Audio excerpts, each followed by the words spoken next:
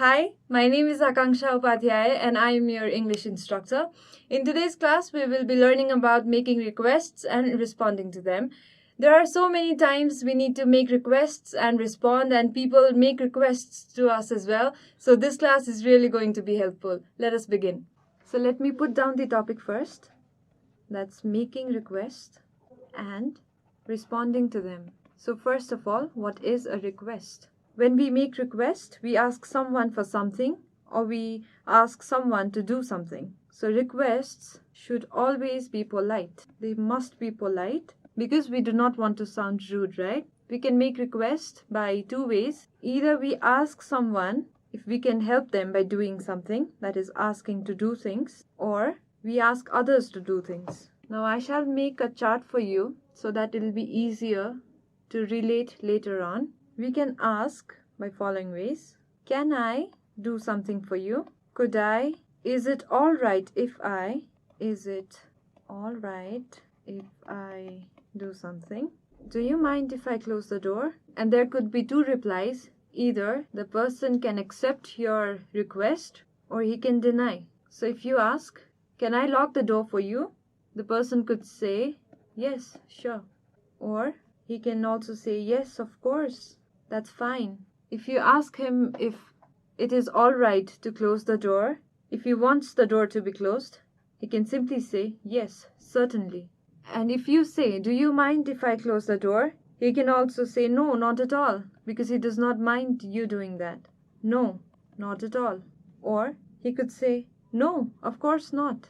This means he does not have any problem with closing the door. People can also deny your requests by saying, well, I'm afraid I don't want that. Well, I'm afraid I don't want that to happen, plus something. They might also say, sorry, but my friend is coming. Sorry, but my friend is coming, so I want the door to be open. Or they can simply say, the problem is, and start with their problem. This means that they do not want the door to be closed. We can ask others to do things for us. So now we'll look at asking others to do things. We'll make a chart. So here are the questions, and there could be two probable replies, either yes or no.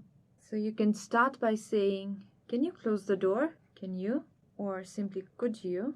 You can also say, is it all right? All right. You can also say, is it all right if you close the door? Or you can simply say, I'd appreciate if you would close the door. If you do something. I wonder if you could close the door. I wonder if you could or would something. Do you mind? Do you mind closing the door? Remember, while you use this phrase, you have an ing attached to the verb. That's verb plus ing question. Or you can also write, would you mind closing the door? Now, we look at the replies. If the person is happy to close the door, he can simply reply, yes, of course. Or maybe he could use certainly and just say, sure, I will, and just close the door. And always remember, while asking if he minds, he replies by saying, no, not at all. Or a very simple reply, no, of course not. Now, what if the person denies to your request? He could say, well, I'm afraid I cannot do that. I'm afraid I cannot close the door. The problem is my friend is coming, so I want the door to be open. Or, no, I cannot do that for you. I can't. So now we will look at the examples that is given in our book. Now for the example, we will read the interview with Imran Ansari that's given in our book. So let us begin with the example. Here we have a conversation between a reporter and a doctor, and a reporter wants to know about the term bird flu. So the reporter makes a request by saying, the term bird flu is heard quite frequently these days. Could you please tell us what exactly is bird flu? So Dr. Imran replies by saying, bird flu is the commonly used term for avian influenza, which is a viral infection.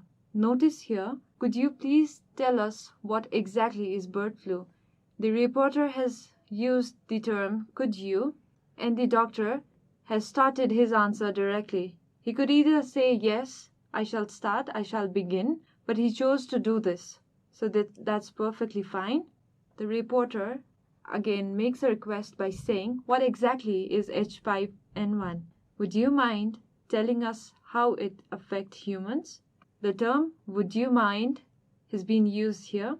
So Dr. Imran replies by saying,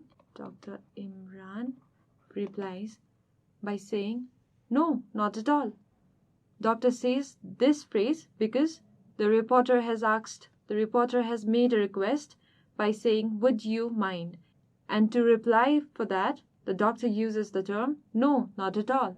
Technically, H5N1 is highly pathogenic avian influenza virus.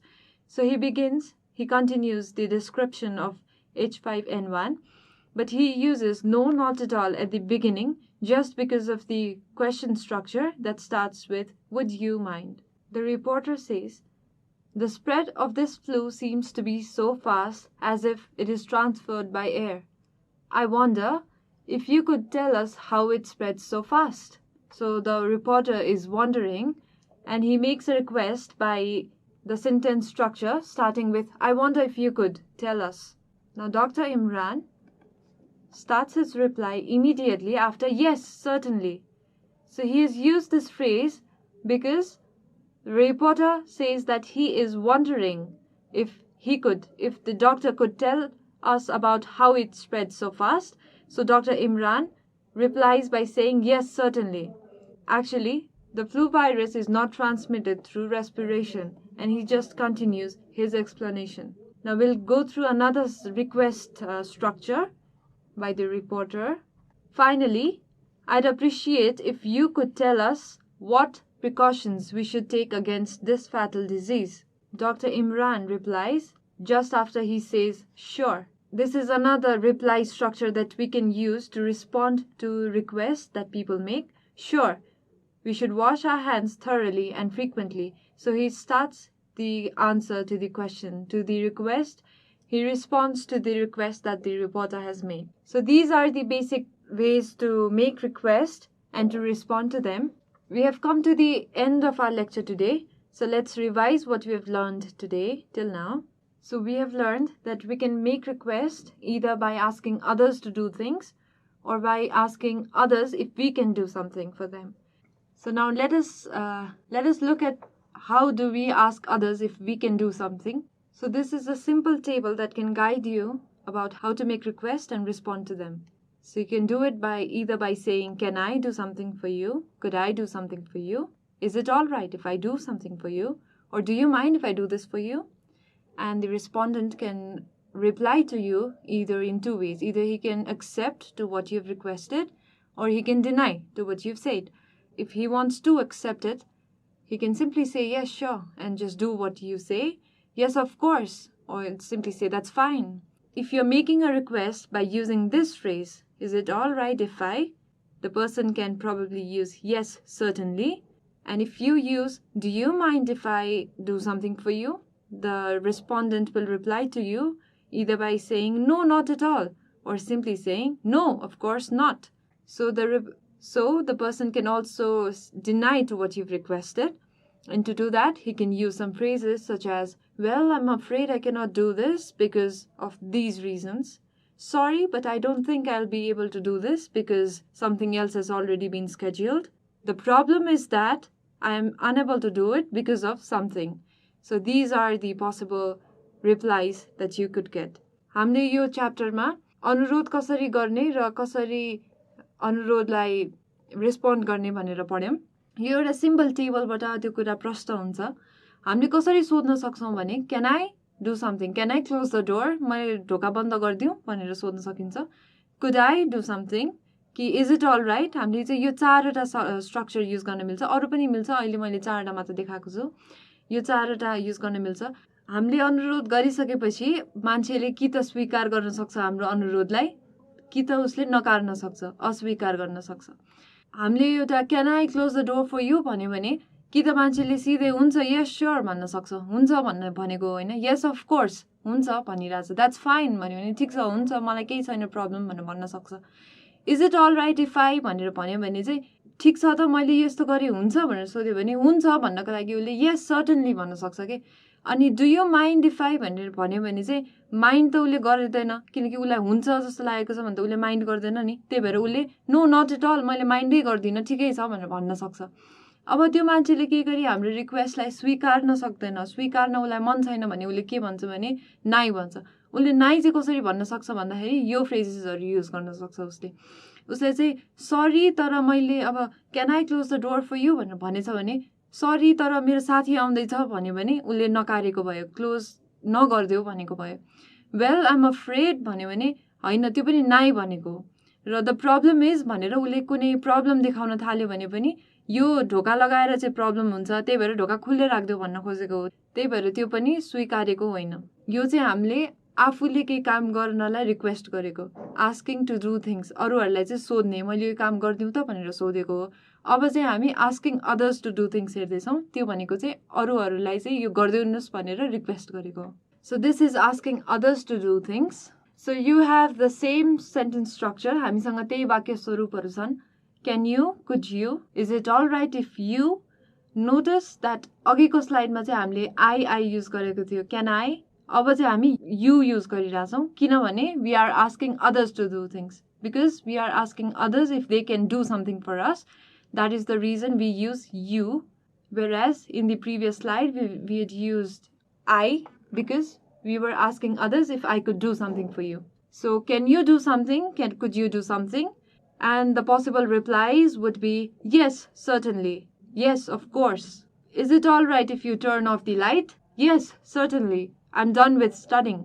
भन्यो भने यसले चाहिँ के भन्न खोजेको भने is it all right if you turn off the light भनेर भन्यो भने मलाई चाहिँ बत्तीले डिस्टर्ब भइरहेछ तिमीले लाइट बन्द गरिदिन्छौ भनेर उसले yes certainly भन्छ भने he has no problem with it. He is just accepting the request.